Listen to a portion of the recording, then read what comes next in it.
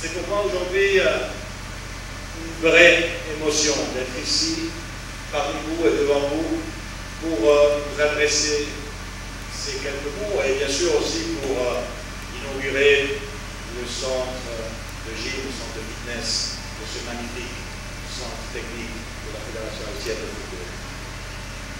Permettez-moi, si vous le voulez bien, au tout début de cette brève intervention, de pouvoir adresser une pensée émue et solidaire à tous ceux qui nous ont quittés en octobre 2016, ici à Haïti, suite aux conséquences fatales de l'ouragan Mathieu. C'est aussi pour ça qu'on est là, et j'aimerais vraiment leur adresser une petite pensée en l'honneur de tous ceux qui étaient aussi partie de la grande famille du football haïtien et mondial et qui nous ont quittés.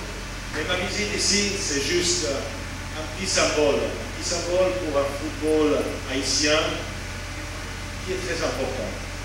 Et parmi les choses qu'on a mis en place dans cette nouvelle FIFA, évidemment, en tout ce qui concerne les réformes, la bonne gouvernance, la transparence, mais on a aussi et surtout pu focaliser nos efforts ces dernières années au développement du football. Le développement du football, Monsieur le Président, chers amis, qui doit être notre mission primaire et primordiale. Et que peut-être on a oublié un petit peu dans le passé, mais peu importe le passé pour regarder au futur. Et c'est pour ça que j'aimerais peut-être souligner deux éléments ou deux faits qu'on a mis en place. Le premier, c'est, comme le mentionnait votre président tout à l'heure, c'est le nouveau programme de développement qui s'appelle FIFA Forward, en avant.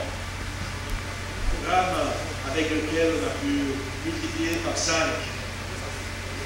les contributions et les investissements dans le football dans chaque pays. Pour ce qui concerne Haïti, on vient de dire, au lieu de 250 000 $ par an, on est passé à 1 250 000 $ par an, ce qui permet de planifier, de regarder en avant avec confiance et avec certitude qu'on peut développer le football aussi, bien sûr, dans ces pays qui est déjà un pays de football. En plus de ça, il y a des contributions de voyage, Yves vient de le mentionner, donc je ne vais pas revenir sur ça, mais on a mis en place ce qu'on a dit. On va investir beaucoup plus dans le développement du football. Et deuxième chose que j'aimerais mentionner, parce qu'on parle de football, on peut parler aussi des compétitions, bien sûr, de football. Alors, la dernière fois que Haïti a participé à une Coupe du Monde de la FIFA, c'était il y a 43 ans. C'est ça. Moi, j'avais 4 ans. Donc, je ne me rappelle pas, je n'ai pas de souvenir de Haïti qui participait à la Coupe du Monde 74. La seule chose dont je me rappelle, parce que c'est mon père qui m'en a parlé, c'est qu'un Haïtien a marqué un but contre l'Italie lors de cette Coupe du Monde, ce qui a évidemment arrêté une longue série, c'était le record de Dinozov, qui ne prenait pas de but, mais il fallait un Haïtien pour marquer un but à Dinozov, une légende du football italien. Bravo Haïti. Alors, je disais, j'avais 4 ans, donc je n'ai pas de souvenirs personnels, je me suis dit, il faut quand même faire quelque chose pour donner un peu plus de chance à ce qu'on puisse voir Haïti à la Coupe du Monde. C'est ça? Et alors, qu'est-ce qu'on a fait? On a décidé d'augmenter le nombre d'équipes à la phase finale de la Coupe du Monde de 32 à 48. 16 équipes nationales en plus.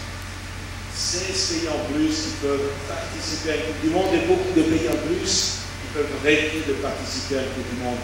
Parce que ça aussi, c'est le développement du football, c'est l'investissement. C'est le rêve. Le football ne peut pas être confiné à un petit groupe de fédérations, un petit groupe de pays dans le monde. On doit être ouvert, on doit inclure le monde entier. C'est ça la nouvelle FIFA, c'est ça notre nouvelle philosophie. Et dans la région de la CONCACAF, au lieu d'avoir 3 places et demie. On aura dorénavant à partir de 2026 6 places et demie, donc le double de places qui peuvent être ouvertes.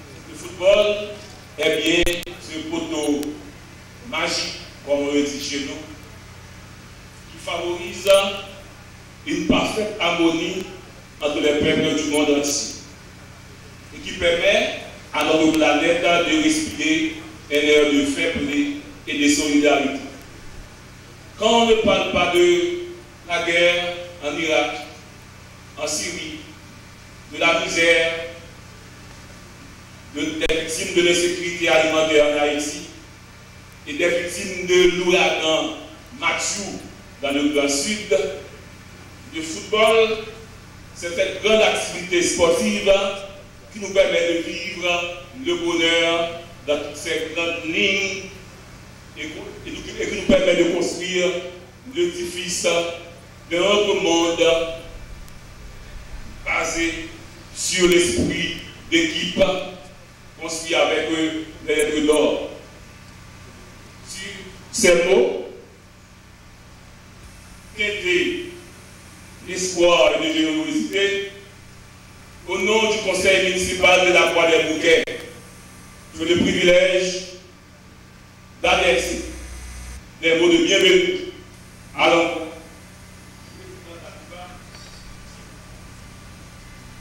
Et je m'estime honneur de remettre la clé de la ville à M.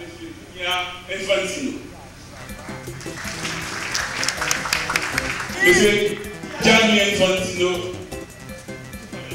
que votre présence soit une lumière d'espoir pour le football haïtien. Merci. Il y a environ une année, j'avais fait cette invitation au président Infantino. Je ne m'attendais pas à ce que aussi rapidement il concrétise ce projet de voyage. On dit tant de choses de notre pays, à tort ou à raison, que je ne pensais pas que cela se concrétiserait si rapidement. Nous avons tenu à vous inviter parce que ici dans ce pays, chaque pierre, chaque arbre et chaque personne vit de football. C'est le seul loisir qui soit dans notre portée. C'est le seul point sur lequel tous les millions d'Haïtiens sont d'accord, la passion pour le football. Je vous avais dit de venir, parce que je ne pouvais pas vous raconter cette passion folle, cette obsession, cet amour pour le football. Je vous avais dit de venir et de constater. De constater que dans ce pays, et cette fédération qui est aussi vieille que la FIFA, puisque nous avons été fondés en 1904, nous vivons pour le football, nous adorons le football et nous nous sacrifions pour le football. Je disais souvent, quand j'étais journaliste actif, qu'il faudrait dresser un monument à la gloire de l'inconnu passionné aux dirigeants de football, car c'est la passion, c'est la folie qui pousse des gens à abandonner leur famille, leur profession, à s'oublier en quelque sorte pour faire exister le football et même pour le faire avancer. C'est vrai qu'on n'a pas toujours été bien récompensé, surtout dans ce pays où l'on est exigeant, où l'on attend de bons résultats, où on s'attend même à se combattre le Brésil ou l'Allemagne, dès qu'il s'agit d'équipe nationale. On n'a pas toujours été récompensé, peut-être parce que le pays est pauvre, parce qu'il manque de ressources, mais je crois et surtout parce que les divisions qui sont malheureusement trop fréquentes dans ce pays empêchent, en quelle que soit l'activité humaine, d'avancer comme on l'aurait souhaité. Mais on a tenu à ce que la FIFA vienne, parce que c'est notre bras, c'est notre soutien, et c'est grâce à la FIFA que nous arrivons à tenir. Après la belle année 1950, lorsque on faisait venir des plus grands entraîneurs d'Europe, le pays malheureusement est tombé dans un tourbillon, dans une turbulence politique. Les Haïtiens par millions au début des années 60 ont commencé à fuir le pays vers l'Afrique, vers l'Amérique du Nord, vers la France, vers la Caraïbe, et toutes les activités sociales en ont souffert. En 2000, il avait à peine 2 employés qui touchait à peine et une masse de bénévoles. La FHF, ce n'est plus 2 employés qui touchaient à peine. La FHF, c'est plus d'une 60aine de salariés, des professeurs d'école, des cuisinières. La FHF, c'est des entraîneurs. La FHF, ce sont des employés administratifs, beaucoup de directions, de compétition. Mais la FHF, c'est une masse de bénévoles, les uns au plus compétents que les autres, qui font les commissions juridictionnelles. Vous allez sentir cette passion. C'est un petit échantillon de l'énorme disponibilité et de gens de toutes les disciplines qui nous accompagnent dans notre passion, dans notre folie d'amener le football vers les sommets. Peut-être qu'on ne se prend pas compte, 42 pays de la CONCACAF, Haïti si pauvre, si assisté avec tant de problèmes. Au dernier classement de la FIFA, on était 5e CONCACAF. Et dans la Caraïbe, on est numéro 1 sur 32. Ce sont de gros gars. Je veux vous dire que nous sommes heureux de vous dire merci, car c'est à force de travailler que depuis 2 ans, nous avons convaincu le gouvernement de nous accompagner par une assistance directe dans la fédération qui profite au club, que nous avons maintenant l'espoir de pouvoir renforcer cela. Et merci d'avoir